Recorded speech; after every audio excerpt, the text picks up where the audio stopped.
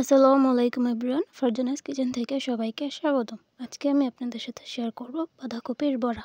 খুবই মজাদার ও স্বাস্থ্যকর বড়াটি বানিয়ে নিতে পারবেন খুবই অল্প সময়ে। বিকেলের নাস্তার জন্য একদম পারফেক্ট একটি স্ন্যাক্স যা বাচ্চারা খুবই পছন্দ করে। তাই আর দেরি না করে চলুন দেখে নিই বাঁধাকপির বড়ার রেসিপি। বড়া বানানোর জন্য প্রথমেই আমি বাঁধাকপি চিকন করে কুচি করে নিয়েছি। তারপর লবণ দিয়ে ভালো করে চটকে বাঁধাকপি থেকে পানিগুলো ছাড়িয়ে নেব।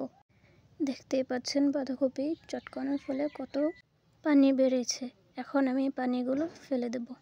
তারপর দিয়ে দেব হাফ কাপ পরিমাণ পেঁয়াজ কুচি, দিয়ে দেব 1 কাপ বেসন, দিয়ে দেব 1 কাপ পরিমাণের আটা, দিয়ে দেব একটি ডিম, দিয়ে দেব 1/3 কাপ পরিমাণ ধনিয়া পাতা কুচি, 1/3 কাপ পরিমাণ কাঁচামরিচ কুচি, দিয়ে দেব স্বাদ মতো লবণ।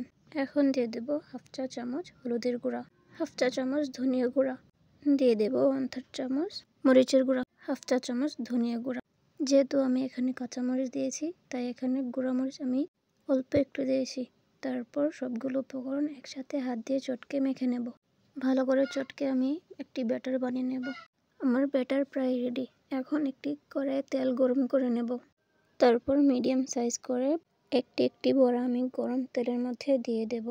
এ পর্যায়ে আমি চুলার আঁচ মিডিয়াম টু লো হিটে করে নেব। খেয়াল রাখবেন যাতে চুলার আঁচ হাই না হয়, তা না হলে ভিতর থেকে বড়াগুলো কাঁচা থাকবে। কিছুক্ষণ পর বড়াগুলো যখন হালকা লাল হয়ে যাবে তখন বড়াগুলো উল্টে নেব।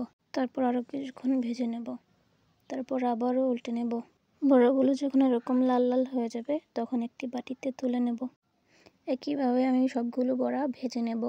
তারপর পরিবেশন করে নেব। ভিতর দিয়ে একদম সিদ্ধ হয়ে গেছে।